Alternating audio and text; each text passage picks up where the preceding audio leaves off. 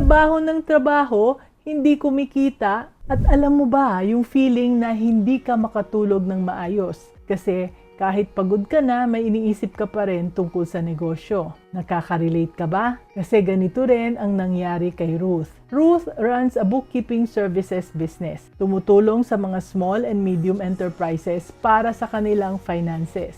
Siya mismo ang gumagawa ng halos lahat, encoding, reconciling, at paghahanda ng financial reports para sa mga clients niya. Pagod siya everyday, but she told herself, okay lang, kaya ko pa. Kaya one night, while working late, she stopped and stared at her screen. She had just finished a full set of reports for her biggest client, and it had taken her 3 full days because of all of the corrections na dapat niyang gawin. And she felt something she had been pushing down for a long time. Parang hindi na niya alam kung para saan pa ang lahat ng pagsisikap niya. And the next day, yung isang colleague niya ay nagtanong, alin sa mga clients mo ang pinaka kumikita? Napatigil si Ruth.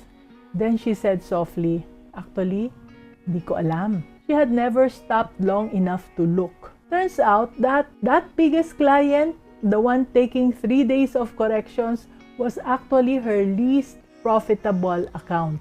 The time she gave him gave back very little. Yung pinakamaliit na pinakatahimik na client, on time ang payment, maayos ang records, mabilis ang trabaho, mas malaki ang kita niya sa mga konting oras lang na kailangan para sa kanya. But Ruth had never seen that clearly kasi hindi siya huminto para tingnan. Anak, the lesson here is this. When you are running on empty, you stop asking if the work is worth it. And that silence is costing you more than you know. Let's be business-minded, Pinoy.